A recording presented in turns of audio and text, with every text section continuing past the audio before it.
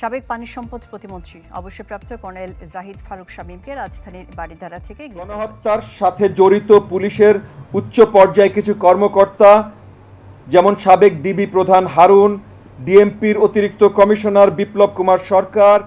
আসসালামু আলাইকুম সুপ্রিয় দর্শক বন্ধুরা, অবশেষে বহু আলোচিত সমালোচিত ডিবি প্রধান হারুন এবং সেই সাথে বিপ্লব কুমার সহ স্বৈরাচার সরকারের বেশ কয়েকজন সহযোগী এবার শেষ পর্যন্ত গ্রেফতার। দর্শক বন্ধুরা, এবার সেই সকল বিষয়গুলোকে কেন্দ্র করে ববি হজ্জাজ বেশ কিছু চমৎকার তথ্য দিয়েছেন এবং সেই সাথে তারা এখন কোথায় আছেন, এবার সেই সকল বিষয়গুলোকে কেন্দ্র করে আপনাদের মাঝে বেশ কিছু গুরুত্বপূর্ণ তথ্য তুলে ধরেছি। অন্যদিকে এবার সাবেক পানি সম্পদ মন্ত্রী এবার ঢাকা গুলশানে তিনি গ্রেফতার হয়েছেন। দর্শক বন্ধুরা, চলুন আমরা সেই সকল বিষয়গুলো জেনে নেই এবং সেই সাথে কি শেষ পর্যন্ত হাউন আঙ্কেলও কোর্ট খেয়ে যাচ্ছেন। অবশ্যই পুরো ভিডিও দেখবেন, তাহলে এই সকল বিষয়গুলো পরিপূর্ণ বুঝতে পারবেন। সাবেক পানি সম্পদ প্রতিমন্ত্রী অবসরপ্রাপ্ত কর্নেল জাহিদ ফারুক শামীমকে রাজধানীর বারিধারা থেকে গ্রেপ্তার করেছে র্যাব। সাবেক প্রতিমন্ত্রীর নামে একাধিক মামলা রয়েছে, তবে কোন মামলায় গ্রেপ্তার করা হয়েছে তা প্রাথমিকভাবে জানানো হয়নি। তাকে ডিবিতে হস্তান্তর প্রক্রিয়া চলছে। ছাত্র জনতার অভ্যুত্থানের মুখে ৫ আগস্ট প্রধানমন্ত্রী পদত্যাগ করে দেশ ছাড়েন। এরপর এখন পর্যন্ত আওয়ামী লীগ সরকারের মন্ত্রী, প্রতিমন্ত্রী, সংসদ সদস্য এবং আওয়ামী লীগের জোট শরিক দলের নেতাদের অনেককেই গ্রেপ্তার করা হয়েছে। রহিম, প্রিয় সাংবাদিক বন্ধুগণ, আসসালামু আলাইকুম ওয়া রাহমাতুল্লাহি ওয়া বারাকাতুহু। এনডিএম চেয়ারম্যান কার্যালয়ে আয়োজিত আজকের এই মিডিয়া ব্রিফিংয়ে উপস্থিত হবার জন্য আপনাদের আন্তরিক ধন্যবাদ। দীর্ঘ 15.5 বছরের আন্দোলন সংগ্রামে এবং জুলাই আগস্ট মাসে সংগঠিত নজিরবিহীন ছাত্র জনতার গণ অভ্যুত্থানের মধ্য দিয়ে আওয়ামী ফ্যাসিবাদ এবং স্বৈরাচারী হাসিনার বিদায়ের পর নতুন বাংলাদেশে আপনাদের সামনে কথা বলার সুযোগ পেয়ে আমরা অত্যন্ত গর্বিত। বক্তব্যের শুরুতেই আমি গভীর শ্রদ্ধা ভরে স্মরণ করছি ছাত্র জনতার আন্দোলনে যারা শহীদ হয়েছেন, আহত বা অঙ্গহানি হয়েছেন, তাদের প্রত্যেকের অবদানকে। বীরশ্রেষ্ঠ আবু সাঈদ, মীর মুগ্ধ বা ফাইয়াজের মতো অগণিত তাজা প্রাণ রক্ত দিয়ে আমাদের জন্য এই অভূতপূর্ব বিজয় ছিনিয়ে নিয়ে এসেছে। এই বিজয় আওয়ামী ফ্যাসিবাদ এবং তাদের দোসর বাদ দিয়ে পুরো বাংলাদেশের জনগণের। প্রিয় বন্ধুগণ, পরাজিত আওয়ামী ফ্যাসিস্ট শক্তির দোসর শেখ হাসিনার সরকারের লজ্জাজনক পতনের পর থেকেই প্রতি বিপ্লবের নানা অপচেষ্টা চালাচ্ছে। সচিবালয় এবং মাঠ পর্যায়ে প্রশাসনে আওয়ামী ফ্যাসিবাদের লুটেরা কর্মকর্তারা এখনও নানা ষড়যন্ত্রে লিপ্ত রয়েছে। এজন্য আমরা বলতে চাই, গণতন্ত্র এখনো বিপদমুক্ত হয় নাই। আমরা গভীর উদ্বেগের সাথে লক্ষ্য করছি গণহত্যার সাথে জড়িত পুলিশের উচ্চ পর্যায়ে কিছু কর্মকর্তা যেমন সাবেক ডিবি প্রধান হারুন, ডিএমপির অতিরিক্ত কমিশনার বিপ্লব কুমার সরকার, অতিরিক্ত ডিআইজি প্রলয় কুমার জোয়াদ্দার, অতিরিক্ত ডিআইজি SM মেহেদি হাসান, অতিরিক্ত ডিআইজি খন্দকার নুরুন নবী, অতিরিক্ত ডিআইজি সঞ্জিত কুমার দীর্ঘদিন ধরে লাপাত্তা থাকলেও আইনের আওতায় আসছে না।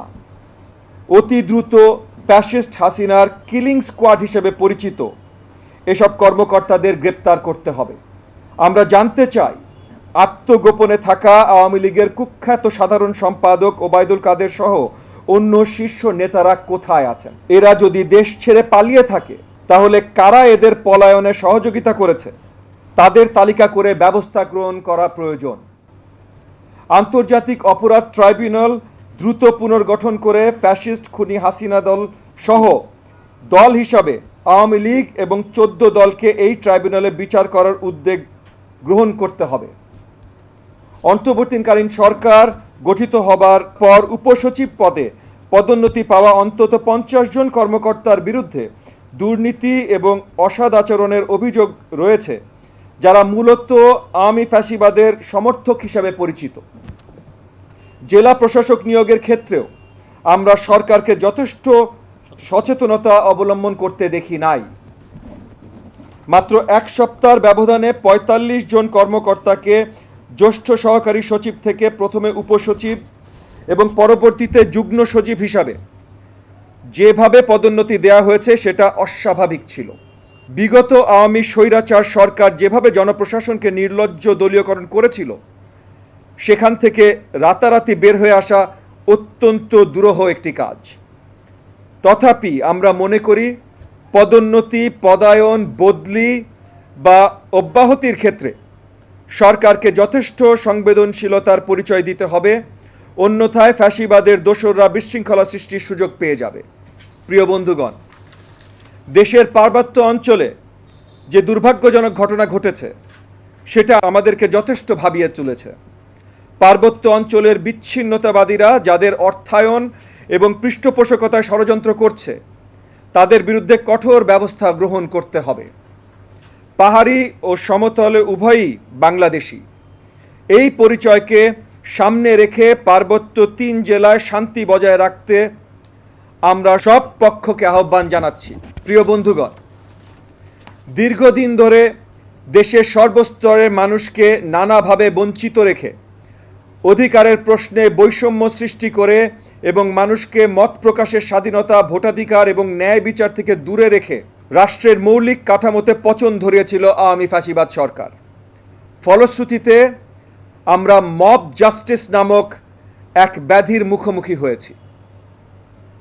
অন্তর্বর্তীকালীন সরকারকে দ্রুত জনমনে এই আস্থা ফিরিয়ে আনতে হবে যে প্রতিটি অন্যায় এবং মানবতা বিরোধী অপরাধের বিচার দেশের প্রচলিত আইন অনুযায়ী হবে। দেশের 2টি পাবলিক বিশ্ববিদ্যালয়ে যেভাবে পিটিয়ে মানুষ হত্যা করেছে তা আমাদের বিপ্লবকে প্রশ্নবিদ্ধ করছে। দেশের আইন শৃঙ্খলা রক্ষায় সেনাবাহিনীর বিচারক ক্ষমতা ন্যায়সঙ্গত দৃষ্টিমান প্রয়োগের পাশাপাশি পুলিশ বাহিনীকে দ্রুত শতভাগ কার্যকর করতে সরকারকে ব্যবস্থা গ্রহণ করতে হবে। প্রিয় সাংবাদিক বন্ধুগণ, একটি অবাধ এবং নিরপেক্ষ নির্বাচন অনুষ্ঠানের জন্য বর্তমান অন্তর্বর্তীকালীন সরকারকে যৌক্তিক সময় পর্যন্ত আমরা সব ধরনের সহযোগিতা করতে প্রস্তুত। কোনোভাবেই বর্তমান সরকারকে ব্যর্থ হতে দেয়া যাবে না। দেশে পোশাক খাতে যারা বিশৃঙ্খলা সৃষ্টির চেষ্টায় লিপ্ত ছিল তাদের দ্রুত আইনের আওতায় এনে মালিক শ্রমিকদের স্বার্থ রক্ষায় প্রয়োজনে একটি আলাদা কমিশন গঠন করে এই খাত সংক্রান্ত সব সমস্যার সমাধান নিশ্চিত করতে হবে। ডিজিটাল নিরাপত্তা আইন বাতিল করে মুক্ত গণমাধ্যম নিশ্চিত করে দৃশ্যমান পদক্ষেপ গ্রহণ করতে হবে। দেশের সব ধর্মের মানুষের নিরাপত্তা নিশ্চিত করে সংখ্যালঘু নির্যাতনের অতিরঞ্জিত অভিযোগকে পর্যাপ্ত তথ্য প্রমাণ দিয়ে খণ্ডন করতে হবে। জেলা ও উপজেলা পর্যায়ে আওয়ামী লীগের যেসব নেতাকর্মী এবং সাবেক জনপ্রতিনিধিরা ফৌজদারি অপরাধ, লুটপাট, ভোট চুরি এবং আধিপত্য সৃষ্টির সাথে সম্পৃক্ত ছিল তাদের অবিলম্বে গ্রেপ্তার করতে হবে। সেনাবাহিনীর সাথে সংঘর্ষ এবং বিএনপির একজন নেতাকে হত্যা করার পরেও কেন গোপালগঞ্জ জেলা আওয়ামী লীগের নেতাকর্মীদের বিরুদ্ধে কঠোর ব্যবস্থা নেওয়া হলো না, সেটা আমাদের দর্শক বিস্মিত করে। বন্ধুরা, আপনারা হয়তো পুরো ভিডিও দেখে এবং সেই সাথে সকল তথ্যগুলো জেনে অবশ্যই বুঝতে পেরেছেন এবার শেষ পর্যন্ত হারুন আঙ্কেলেরও সংবাদ পাওয়া যাচ্ছে এবং সেই সাথে গোপন ভিত্তিতে এই সকল তথ্যগুলো তুলে ধরা হয়েছে। দর্শক বন্ধুরা, এদিকে আওয়ামী লীগের বেশ কয়েকজন মন্ত্রী এবার আজকেই গ্রেফতার হচ্ছেন, বিশেষ করে সাবেক পানি সম্পদ মন্ত্রী গ্রেফতার হয়েছেন। এদিকে হারুন এবং সেই সাথে বিপ্লব কুমার সহ বেশ কয়েকজন প্রশাসনিক কর্মকর্তাও ইতিমধ্যে গ্রেফতারের কিছু আভাস মিলেছে। তো দর্শক বন্ধুরা, আপনারা পুরো ভিডিও দেখে এবং সেই সাথে সকল তথ্যগুলো জেনে আপনারা কি মনে করছেন? তাহলে কি এবার শেষ পর্যন্ত মানুষের লক্ষ লক্ষ মানুষের স্বপ্ন পূরণ হতে চলেছে? অবশ্যই কমেন্ট করে জানিয়ে দিবেন। তো দর্শক বন্ধুরা, ভালো থাকুন, সুস্থ থাকুন। আল্লাহ হাফিজ, আসসালামু আলাইকুম।